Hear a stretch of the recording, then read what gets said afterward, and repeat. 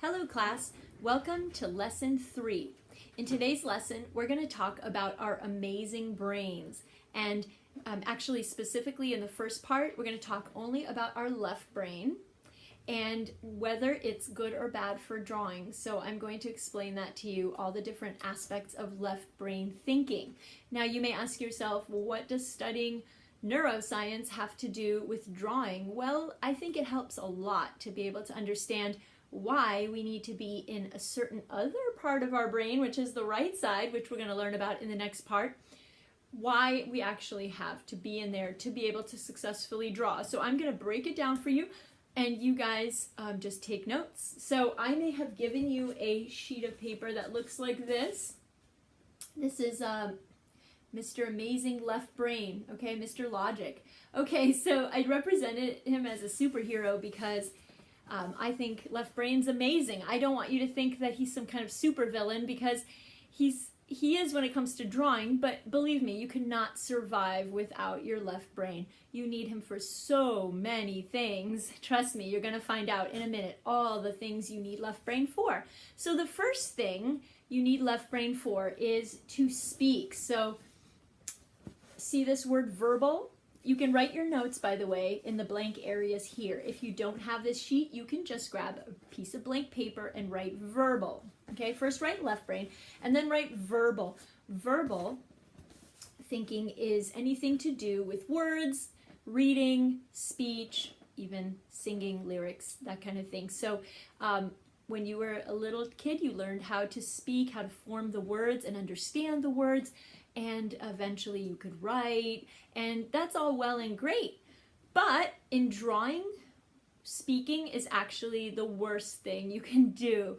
As soon as you start talking with your friends while you're drawing, let's say, you are going to shift into the left brain because it's verbal, and you will not be able to make all of those observations with your eyes and your right brain that you need to do, those perceptual skills. So it's very important that you refrain from talking while you're trying to draw. Trust me, it'll make your drawings come out way better if you just don't talk. All right, and I'll help you with that. Don't worry, I'll remind you. Okay, the next one is a little more complicated word. It's the word analytic. Analytic thinking, A-N-A-L-Y-T-I-C. It means step-by-step understanding. So breaking something down into steps or parts to understand it. That's what left brain loves to do. So I'll give you some examples. If you've ever put together a Lego set, it came with instructions, and you follow them step by step until your Lego thing came out great. Now, also cooking is a step-by-step thing. So you're trying to follow a recipe. You have to do one thing first and then the other thing, preheat the oven, then do this, then do that. Okay, so step-by-step, anything that involves steps, it's left brain. Another thing about analytic thinking is breaking things down into parts, analyzing something. I'm sure you've done plenty of analyzing in your life. Whether you're at school and you have to read a story and then analyze it in class or in a book report, that's analytic thinking.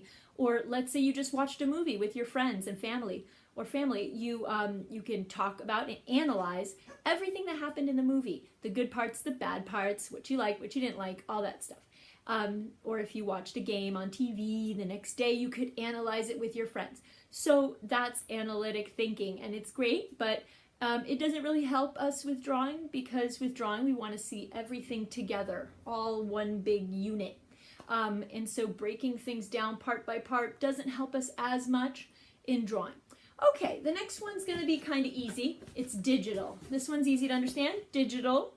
You've all heard that word. Basically, it means having to do with digits, numbers, okay? So anything to do with numbers is left brain. So I'll give you an example. Let's say I have my old friend, the football here, and I want to understand the distance from here to here, okay? Well, digital thinking, left brain thinking, requires pulling out a ruler. You got to get a ruler, you got to put it up to here, and then look at the number, 4 inches. Okay, well, that's great and everything for your left brain, but it doesn't really help you draw it, because your drawing might be bigger or smaller and it's just not going to work. So you need to be able to use your numberless ruler, which I will tell you about in the next video.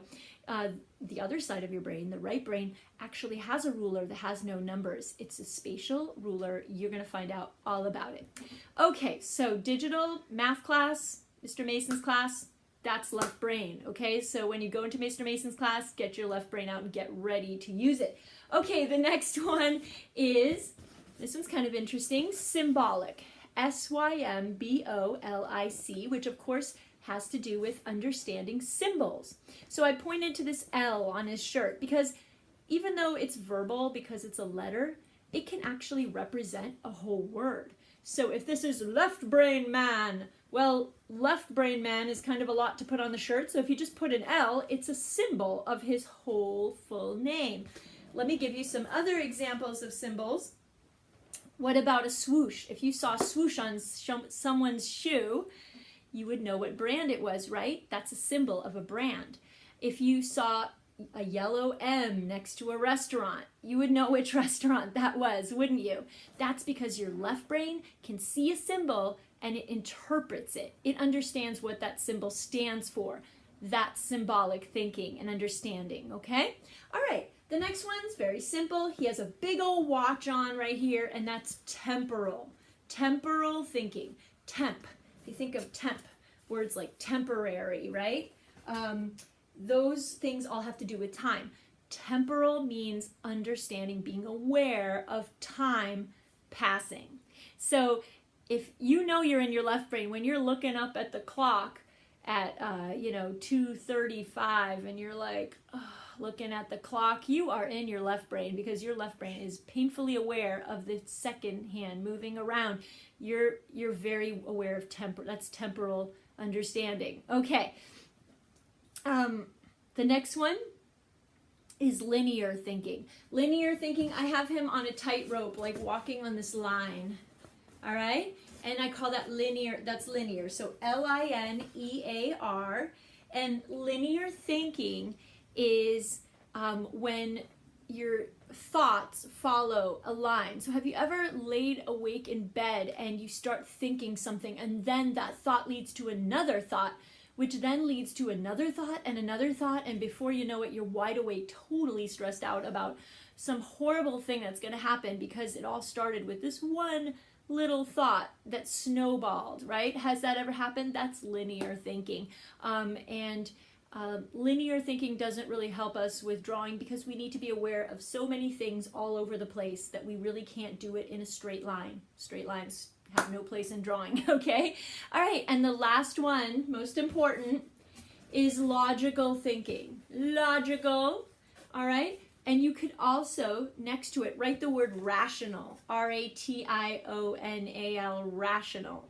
Have you ever heard people say, let's be rational about this? Or, oh my goodness, that is just not at all logical. Well, what they mean is logical and rational thinking is having an understanding of, it's basically drawing conclusions, making judgments based on logic or facts. Okay, so if you're a detective, you need left brain thinking. If you ever watch those detective shows on TV, okay, they need to take a bunch of facts and clues and they need to put them together and draw a conclusion about who the guilty person is or what happened, to make that situation happen.